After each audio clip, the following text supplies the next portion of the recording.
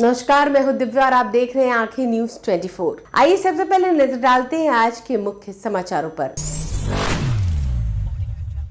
नमस्कार, मैं हूं दिव्या और आप देख रहे हैं आंखें न्यूज 24। समस्तीपुर जिले के सरायरंजन के नवनिर्वाचित जदयू विधायक एवं बिहार के मंत्री विजय कुमार चौधरी ने राजद नेता तेजस्वी यादव पर जोरदार निशाना साधते हुए कहा कि मुख्यमंत्री नीतीश कुमार को अस्वस्थ साबित करने में लगे तेजस्वी यादव आज चुनाव परिणाम के बाद खुद बीमार हो गए हैं।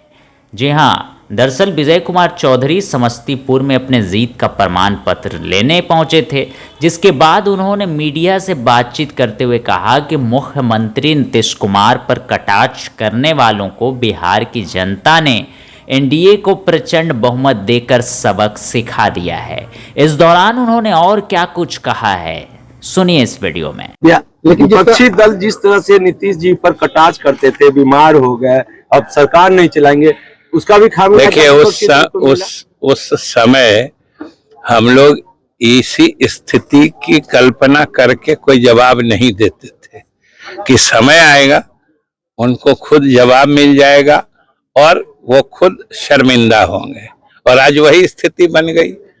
और जब से वो बीमार उनको साबित करने में लगे, तभी से उन्होंने एक से एक ऐतिहासिक फैसला लिया जो बिहार के आम आवाम को सुकून और उनको राहत पहुंचाने वाला निर्णय था। और इन सब का मिला जुला असर इस चुनाव परिणाम में दिखता है। 10,000 काम किया गया सर? 10,000 भी काम किया है। और सबसे बड़ी बात जो हमने कही कि अगर एक आवाज भी सरकार के खिलाफ नहीं सुनाई पड़ी, इसमें सब कुछ शामिल है कि लोग को सड़कों की सुविधा मिल चुकी है, बिजली की सुविधा मिल रही है, पीने के पानी की सुविधा मिल रही है। आखिर संतुष्ट होके कोई असंतुष्टि की बात नहीं कर रहे हैं। यह अपने आप में एक बड़ा प्रमाण है कि सरकार के कामकाज से लोग प्रसन्न हैं, और लोग जब प्रसन्न होते हैं तो उसका बदला सरकार को यही देते हैं जो आज। नमस्कार, मैं हूं दिव्या और आप देख रहे हैं आंखें न्यूज 24। बिहार विधानसभा चुनाव में जिले के 4 विधानसभा सीटों आलमनगर, बिहारीगंज, सिंहेश्वर और मधेपुरा में से 3 पर जेडीयू ने जीत हासिल की, जबकि महागठबंधन के घटक दल आरजेडी ने मधेपुरा सीट पर कब्जा जमाते हुए अपनी उपस्थिति को दर्ज कराए।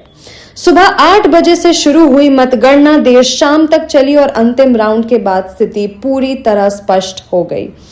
आलमनगर सीट से जनता दल यूनाइटेड के वरिष्ठ नेता नरेंद्र नारायण यादव ने 8वीं बार जीत दर्ज की। नरेंद्र नारायण यादव 1945 से लगातार आलमनगर सीट से जीतते आ रहे हैं। नरेंद्र नारायण यादव को कुल 1,38,401 वोट मिले। उनके प्रतिद्वंद्वी महागठबंधन समृद्ध वीआईपी के नवीन निषाद को 22,936 मत प्राप्त हुए। इस तरह जेडीयू उम्मीदवार ने 55,465 मतों के भारी अंतर से जीत हासिल की।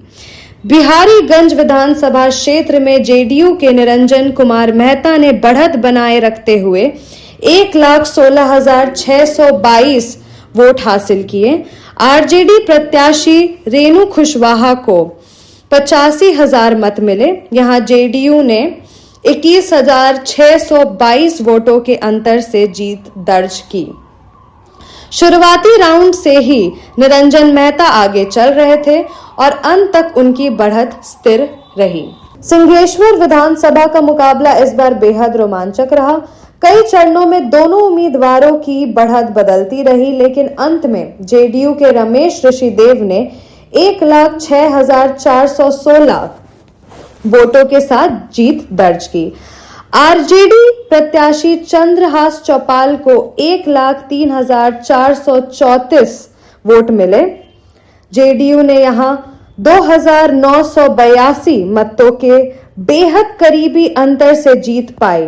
परम आदरणीय नीतीश बाबू ने जो पिछले 5 वर्षों में कार्य किया और देश के यशस्वी प्रधानमंत्री आदरणीय श्री नरेंद्र मोदी साहब ने जो कार्य किया है बिहार में खास करके, उसके बदले में बिहार के मतदाताओं ने अपना आशीर्वाद दिया।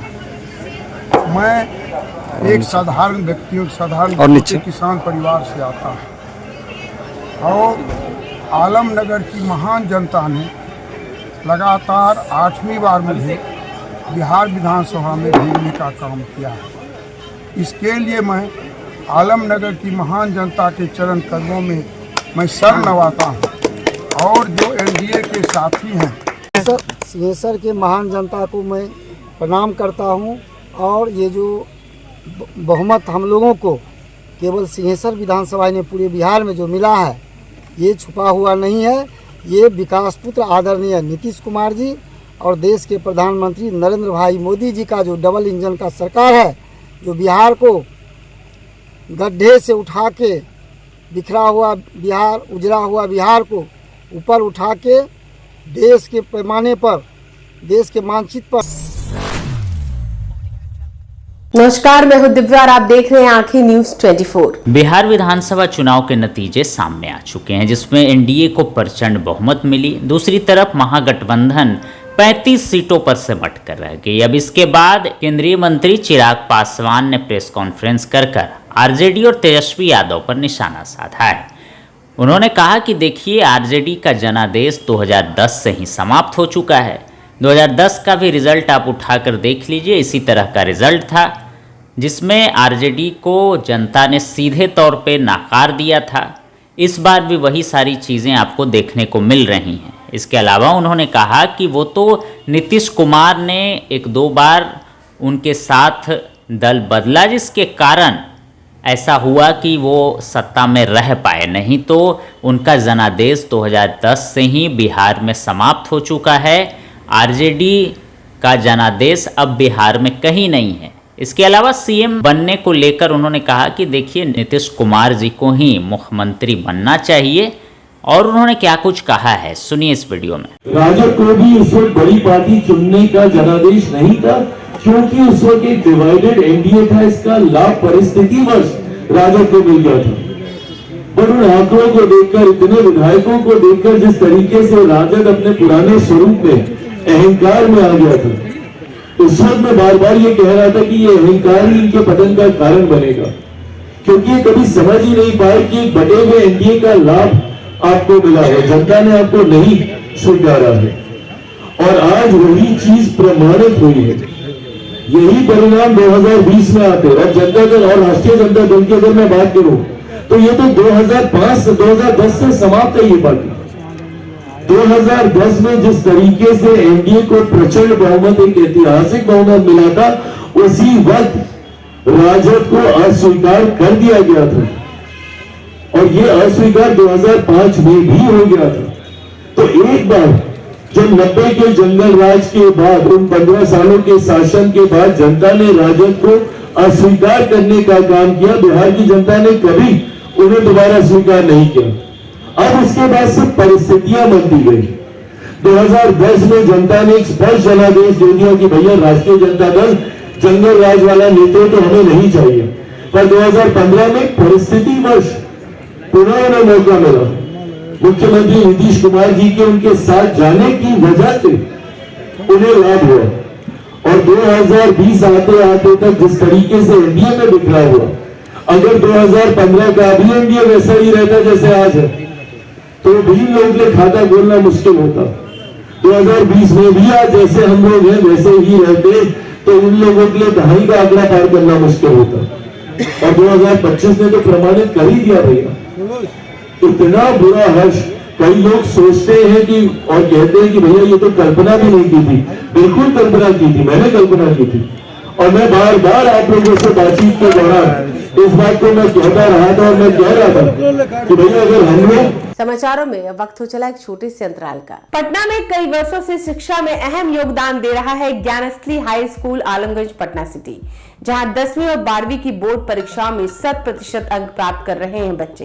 एक ऐसा स्कूल जहां न केवल होती है पढ़ाई, बल्कि साथ ही साथ होती है कल्चरल एक्टिविटी, स्पोर्ट्स एक्टिविटी से जुड़े गेम्स, मैथ ओलंपियाड से लेकर साइंस ओलंपियाड। जहां बच्चों के लिए स्कूल कैंपस अत्याधुनिक सुविधाओं से लैस, छोटे बच्चों के लिए वाहन और ट्रांसपोर्ट की विशेष सुविधा। तो देर किस बात की, आज ही कराएं अपना नामांकन Gyansthali high school Alamganj Patna city में, जहां नामांकन की प्रक्रिया जारी है। संपर्क करें पुलिस चौकी Alamganj main road near Alamganj थाना पटना बिहार 800007। ब्रेक के बाद आपका फिर से स्वागत है। नमस्कार, मैं हूं दिव्या और आप देख रहे हैं आंखें न्यूज 24। बिहार में चुनाव के नतीजे आ चुके हैं। अब एक सवाल जो है वो रह गया है कि क्या मुख्यमंत्री नीतीश कुमार ही बनने वाले हैं या फिर इस बार मुख्यमंत्री के चेहरे में कोई और बदलाव देखने को मिलेगा। इस सवाल को लेकर जब एनडीए के ही घटक दल एलजेपीआर के प्रदेश अध्यक्ष राजू तिवारी से पूछा गया तो उन्होंने कहा कि नीतीश कुमार के नेतृत्व में चुनाव लड़ा गया है, बाकी दल की बैठक होगी और जल्दी निर्णय लिया जाएगा। वहीं सुबह से जीते हुए प्रत्याशियों से उनका मिलना लगातार जारी है।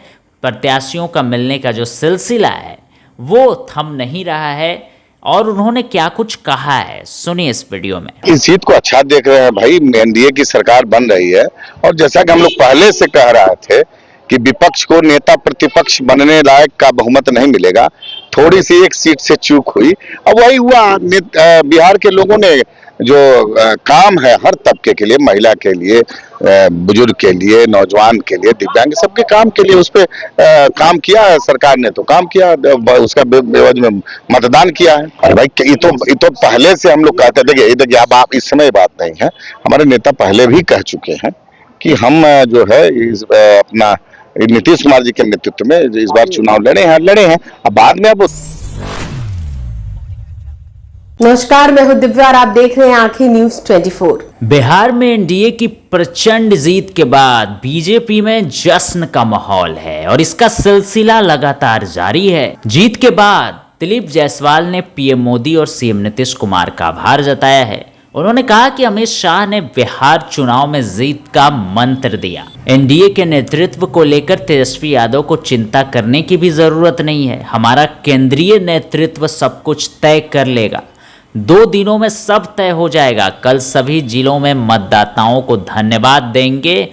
पहले एनडीए के सभी घटक दलों के विधायकों की अलग अलग बैठक होगी, अपना नेता चुनेंगे, उसके बाद एनडीए की मीटिंग में नेता चुना जाएगा। इसके अलावा उन्होंने और क्या कुछ कहा है, सुनिए इस वीडियो में।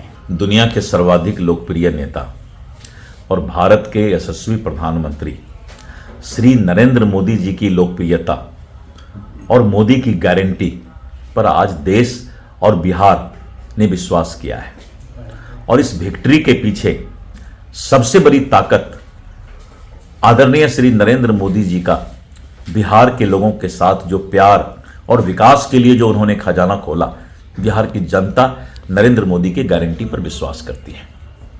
इसलिए हम देश के यशस्वी प्रधानमंत्री श्री नरेंद्र मोदी जी को हृदय से धन्यवाद देते हैं कि आज 1 वर्ष पूर्व से आपने पूरे देश और दुनिया में आपको देखना था, देश को देखना था, उसके बाद भी आपने 1 साल पहले से लगातार 11 सभा किया। चुनाव के पहले, चुनाव में का अलग सभा था उनका, 11 जनसभा किया और वो जब भी आए, चाहे दरभंगा आए, दरभंगा के बाद भागलपुर, झंझारपुर, विक्रमगंज, सिवान, मोतिहारी और फिर गया, फिर पूर्णिया, इस तरह करके उन्होंने 11 सभा किया और लाखों लोगों की जनसभा में उपस्थिति होती थी, लोगों का सकारात्मक नजर ये चेहरा दिखाई पड़ता था।